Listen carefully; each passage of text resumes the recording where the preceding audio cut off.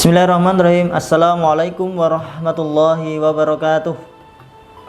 Innal hamdalillah nahmaduhu haqqa hamdi wa nasuhu haqqa syukri.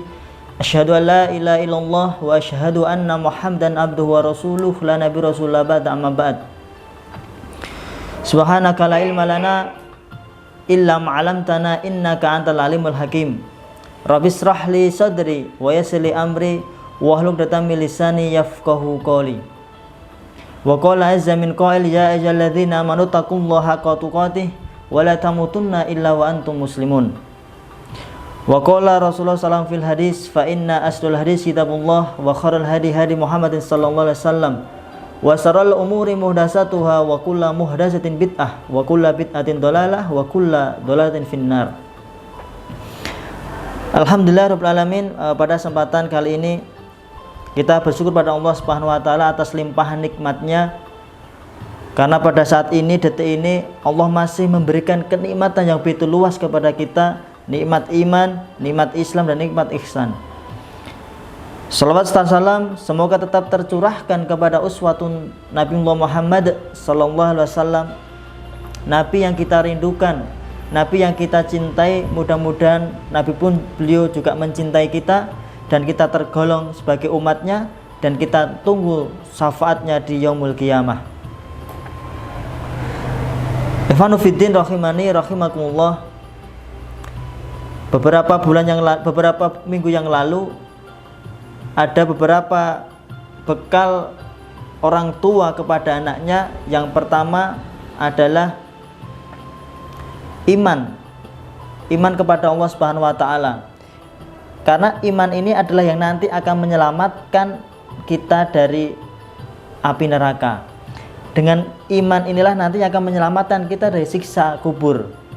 Dengan iman inilah yang akan menyelamatkan kita dari siksaan oleh malaikat. Maka yang kedua adalah takwa. Dengan takwa ini adalah bahwa itu kita harus berhati-hati, selalu meningkatkan amal ibadah kita kepada Allah Subhanahu wa taala. Dengan apa?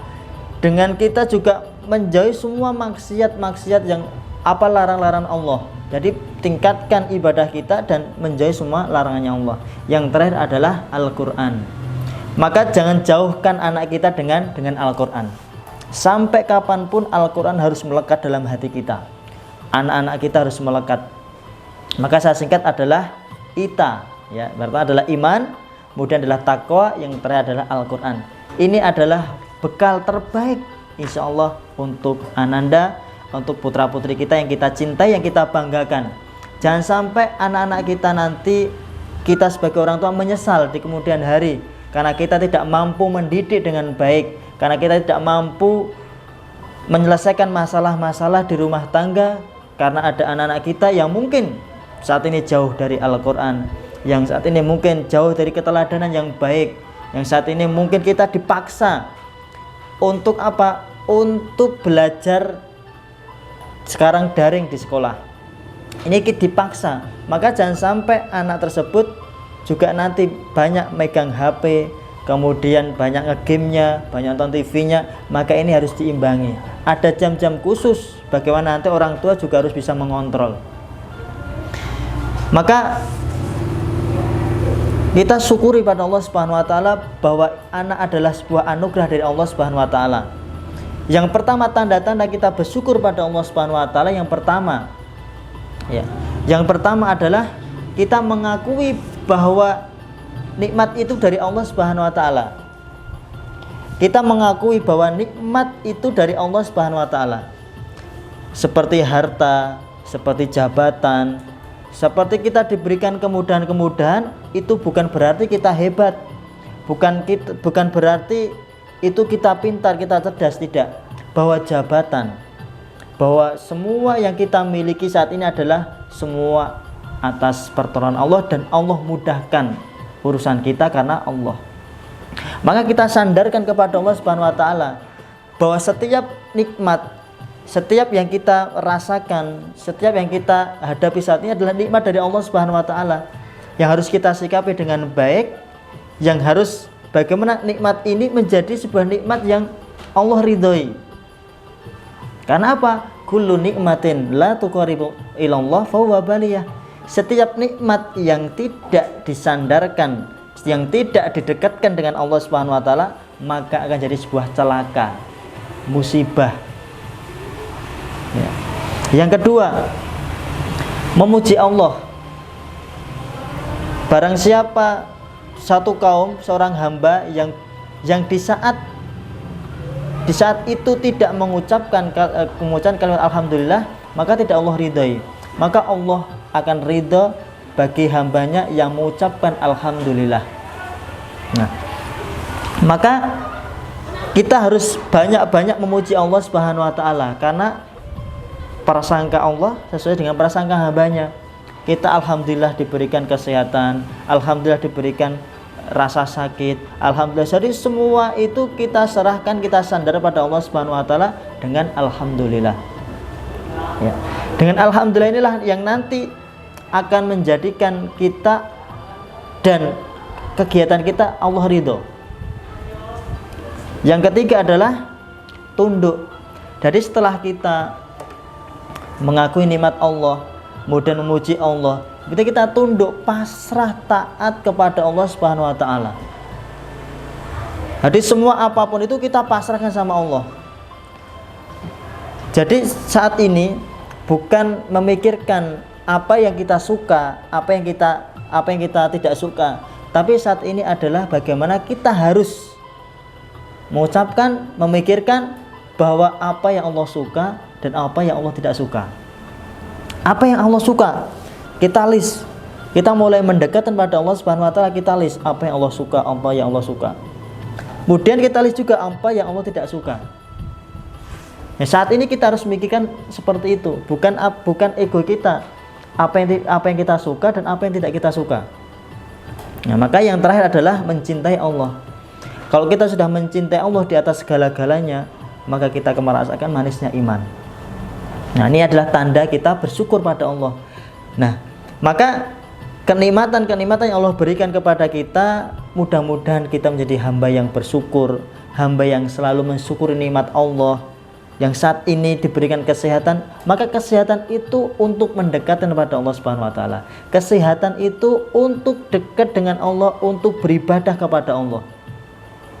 Kesehatan, harta kita yang saat ini banyak kita sisihkan untuk anak yatim, untuk dakwah, untuk ke masjid, untuk urusan-urusan umat. Agar apa?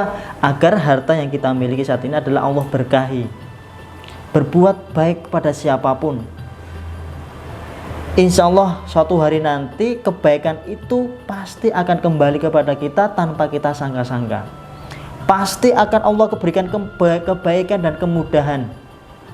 Nah, kebaikan dan kemudahan ini adalah yang datangnya dari Allah Subhanahu wa taala, yang datangnya tidak disangka-sangka. Tiba-tiba kita diberikan kemudahan dalam pekerjaan, tiba-tiba Allah berikan kemudahan menyelesaikan masalah. Anak-anak kita menjadi anak yang baik, anak yang soleh-solehah. Nah, maka 4 hal ini adalah bagaimana tanda-tanda kita untuk bersyukur. Jangan sampai nanti kita jadi orang-orang yang kufur, yang nantinya akan diazab oleh Allah Subhanahu wa taala. Wa nufidin rahimani rahimakumullah. Maka dalam sikap keteladanan kita pada Allah Subhanahu wa taala, bahwa kita harus mempersiapkan anak-anak kita menjadi anak yang soleh-solehah, anak yang menjadi generasi Al-Quran, bukan generasi mahjuro. Yang tempo lalu kita sudah menjabarkan tentang generasi mahjuro. Apa itu mahjuro? Adalah generasi yang meninggalkan Al-Quran, generasi yang tidak menghafalkan Al-Quran, generasi yang tidak dekat dengan Al-Quran. Maka ini adalah generasi mahjuro, tidak mengamalkan, tidak menghafalkan, tidak membaca, tidak mentadaburi dan sebagainya. Jangan sampai anak-anak kita itu seperti itu. Maka dalam mendidik anak, generasi saat ini, yang saatnya nanti kita sebagai orang tua harus bisa mengantarkan anak untuk dekat dengan Allah Subhanahu wa taala. Kalau anak sudah dekat dengan Allah, kalau anak sudah rajin ibadah, dekat dengan Al-Quran, hati seorang orang tua itu akan tenang, akan nyaman. Karena apa? Karena Allah sudah memudahkan langkah kita, bukan karena kita hebat. Sekali lagi, bukan karena kita hebat. Berikan pendidikan yang baik. Kemudian apa? Memberikan teman yang baik ataupun memfasilitasi. Maka temanmu yang baik adalah temanmu yang solehah, yang soleh, yang baik. Ini adalah teman keberkahan. Ya. Teman yang baik adalah teman yang memberikan keberkahan, teman yang soleh. Yang apa? Yang saat ini bisa mengantarkan kita mengingat Allah Subhanahu wa taala. Maka ditanya, siapa temanmu? Adalah temanmu yang bisa memberikan, yang selalu bisa menginspirasi. Man tudzakirukum mullah ra'atahu. Yang apabila engkau melihat dia, engkau mengingat Allah Subhanahu wa taala. Jadi yang pertama teman adalah ketika kita melihat dia itu memberikan kita mengingat Allah Subhanahu wa taala. Jadi wajah-wajahnya selalu tawaduk pada Allah Subhanahu wa taala, selalu mendekatkan pada Allah Subhanahu wa taala, berwibawa. Wa yazidu fi amalikum mantiqah. Yang apabila dia bicara, engkau jadi termotivasi, menambah amalmu, menambah amal kita. Jadi saat teman kita punya teman, punya tetangga atau siapapun yang dekat dengan kita, apabila bicara itu menjadi motivasi kita dan kita menambah amal agar apa? Menjadi lebih baik lagi. Wa yuraghibukum fil akhirah amaluhu. Dan dengan melihat amalnya kita menjadi mencintai akhirat. Nah, ini yang terakhir adalah bahwa teman yang baik itu adalah sejatinya itu adalah rezeki dari Allah Subhanahu wa taala. Kita berdoa pada Allah, ya Allah berikanlah kami teman yang baik, teman yang soleh, yang soleha, yang bisa teman itu mengingatkan dalam kebaikan. Teman itu yang bisa memberikan nasihat. Sodiuka man abkaka walaman adahaka. Temanmu itu yang membuatmu menangis, bukan yang membuatmu tertawa. Nah, jadi selanjutnya bahwa nasihat oleh Abdullah Nasih Al-Ulwan bahwa keteladanan, bahwa cara mendidik anak yang terbaik sesuai dengan Al-Quran dan As-Sunnah, yang pertama adalah keteladanan. Yang pertama adalah keteladanan dalam mendidik anak. Karena apa? Saat ini anak itu pasti melihat apa yang dia akan mencontoh, apa yang dia lihat, bukan apa yang kita ucapkan. Bahkan 1001 teladan yang baik itu lebih baik daripada 1000 nasihat. Maka keteladanan. Nah, saat ini mungkin kita bisa melihat anak-anak kita, orang tua kita bagaimana cara pola hidup, pola di rumahnya. Dia sholat apa tidak, sholatnya jam berapa, orang tuanya ngaji atau tidak, kalau ngaji jam berapa, sehari berapa kali, berapa waktu, berapa lama, kemudian ke masjid, sholatnya bagaimana. Jadi anak itu melihat, mencontoh, itu orang tuanya dulu. Kalau orang tuanya itu mencontohkan yang baik, keteladanan, nak ayo ke masjid, diajak, bukan hanya menyuruh, tetapi mengajak, menggandeng, nah ayo ke masjid, nah ayo baca Quran, nah ayo hafalan. Jadi ini adalah kita memberikan keteladanan yang baik kepada anak-anak kita, dari yang terkecil, kemudian yang tengah, kemudian yang atas. Itu kita mulai membangun dari bawah dulu. Jangan sampai nanti anakku masih kecil, wis ben rapopo, nggak usah dibangunkan, masih kecil, untuk nanti es gede. Nah, ini adalah salah. Pola pendidikan dalam anak itu harus dimulai dari sejak dini. Anakku sekarang masih kecil, nggak usah pakai jilbab dulu. Harusnya dari kecil itu kita sudah membiasakan anak harus bagaimana berjilbab, berhijab, kemudian berjabat tangan, sampai nanti ketika anak sudah dewasa itu sudah merasakan, sudah terbiasa pakai jilbab, berhias, berhijab dan lain sebagainya, belajar Al-Quran dan lain sebagainya.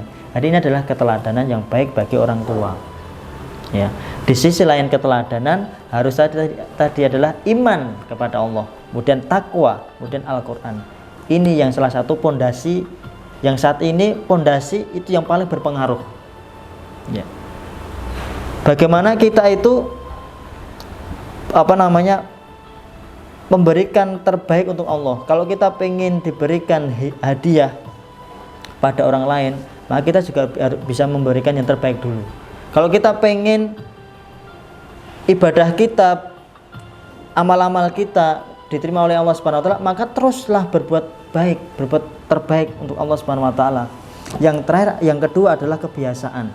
Kebiasaan apa aja orang tua di rumah? Bangunnya jam berapa? Kemudian dalam rumah tangga itu kapan waktunya belajar, kapan waktunya menghafal Al-Qur'an, membaca Al-Qur'an. Ke masjid itu ada waktu-waktunya. Kebiasaan inilah yang nanti meskipun nanti dari dari yang terpaksa menjadi biasa. Kita harus paksa anak dulu, paksa anak dulu dalam kebaikan. Lebih baik kita dipaksa masuk surga daripada kita sukarela masuk neraka. Ini yang terpenting. Yang ketiga adalah nasihat. Ya, maka nasihat ini adalah posisi yang paling nomor 3, nasihat. Maka nasihat ini kalau kita tidak bisa menasihati anak-anak kita boleh memakai nasihat guru-guru kita. Mungkin saat ini orang tua nasihatnya tidak digugu, tidak dipedulikan sama anak kita, tapi kita boleh minta bantuan kepada guru-guru sekolahan. Mungkin saat ini guru-guru sana lebih digugu, lebih manut sama guru-gurunya dibandingkan dengan orang tua di rumah. Nah, kita minta tolong sama ustadz atau ustadzah, tolong anak saya diberitahu. Nah, ini adalah komunikasi antara sekolah kemudian dengan rumah. Agar apa? Menjadikan visi rumah itu menjadi baiti jannati, rumahku adalah surgaku. Yang keempat adalah perhatian, pengawasan. Ya, perhatian dan pengawasan ini tidak lepas dari kontrol. Mungkin ketika kita sibuk dalam bekerja, anak juga dikontrol, ditanya, harus ada sikap kejujuran. Anak tadi seharian ngapain aja? Nonton HP, daring dari jam berapa jam berapa? Kemudian habis daring ngapain? Jadi ditanya. Ya, ditanya biar apa? Melatih anak itu jujur. Ya. Nanti kalau nggak jujur, nanti dikasih akibatnya tidak jujur seperti ini. Kalau jujur seperti ini disayangi Allah, masuk surga Firdaus, banyak temannya. Ini kalau nggak jujur dapat dosa, temannya setan, masuk neraka dan lain sebagainya. Memberikan yang terakhir adalah hukuman. Ketika anak itu sudah melanggar aturan yang sudah di luar kesepakatan orang tua dengan anak, maka dikasih hukuman. Nah, hukuman itu juga variatif. Tidak boleh menghukum dicambuk, dipukul, tapi hukuman yang mendidik. Mungkin hukumannya apa? 1, bisa menghafalkan Al-Qur'an berapa ayat. Kemudian sholat harus lebih. Kalau sholatnya adzan baru ke masjid, sebelum adzan harus sudah ke masjid. Hukuman yang mendidik. Atau nanti bisa sedekah, hukumannya bisa sedekah. Nanti kalau ada orang, kamu sedekahkan uang ini. Jadi membentuk anak itu sesuai dengan fitrahnya, sesuai yang telah Allah gariskan. Maka nasihat ini adalah yang terpenting adalah keteladanan pada Allah Subhanahu wa taala. Keteladanan orang tua, ya. Keteladanan dan uswah, ya, keteladanan Rasulullah SAW dalam mendidik anak. Bagaimana kita mendidik anak dengan baik. Kemudian anak itu ketika dinasihati bisa manut, bisa sesuai apa yang kita arahkan. Ikhwanuddin rahimani rahimakumullah, bahwa tugas sebagai orang tua adalah kita berikhtiar pada Allah. Tidak lepas kita harus berdoa. Karena mendidik anak juga butuh proses dan juga tidak gampang. Ya, tidak gampang mendidik anak. Tugas kita adalah ikhtiar semaksimal mungkin dan selalu berdoa pada Allah. Kemudian hasilnya itu sudah serahkan sama Allah Subhanahu wa taala. Tugas kita selesai, tinggal kita ikhtiar, kemudian kita berdoa, hasilnya nanti serahkan sama Allah Subhanahu wa taala. Nah, kalau kita ikhtiarnya sungguh-sungguh dengan maksimal, maka nanti hasilnya itu akan ngikut. Kalau kita ikhtiarnya tidak maksimal, maka hasilnya juga tidak maksimal, maka kembali pada kita. Nah, keteladanan yang terbaik adalah keteladanan 1 keteladanan yang baik itu lebih baik daripada 1000 nasihat. Jadi keteladanan ini sangat penting dalam kehidupan kita, dalam mendidik putra-putri kita menjadi anak yang soleh solehah. Kemudian yang terakhir adalah tanamkan anak untuk sholat 5 waktu. Ini jangan sampai kita remehkan untuk masalah sholat. Bagaimana orang tua sholatnya di rumah atau di masjid. Kalau anak tidak sholat bagaimana? Kalau anak sholat dikasih reward apa, dikasih hadiah apa? Maka sholat ini adalah kuncinya agama. Sholat adalah kuncinya surga. Sholat adalah tiangnya agama. Kalau sholat itu juga kuncinya kebaikan. Kalau kita meninggalkan sholat, anak-anak kita biasa meninggalkan sholat, terus bagaimana kita bisa membuka pintunya surga? Kalau sholat itu sudah dianggap biasa, diremehkan, sholat ini kok diremehkan, maka penting mana dengan urusan yang lain? Urusan kita pada Allah aja kita remehkan, apalagi dengan urusan yang lain pasti juga akan lebih diremehkan. Maka sholat itu ke masjid itu hanya soal waktu, hanya beberapa menit, tidak hitungan jam. Maka tanamkan anak untuk selalu apa? Untuk selalu mendekatkan kepada Allah, berikan teladanan. Ketika anak tidur, dibangunkan atau digotong, kemudian kita bisa ajak ke masjid, keluarga kita masuk surga itu jangan sendirian, masuk surga harus sekeluarga. Terlalu luas kalau kita masuk surga sendirian. Maka ajak istri tercinta kita, suami kita, anak-anak kita, yang nantinya orang tua itu nanti yang akan memetik hasilnya ini. Maka suksesnya orang tua adalah yang mampu mendidik putra putrinya jadi anak yang soleh solehah. Mungkin ini yang saya sampaikan, mudah-mudahan manfaat. Fastabiqul khairat, aqulu qouli hadza wastaghfirullahi wa lakum. Assalamualaikum warahmatullahi wabarakatuh.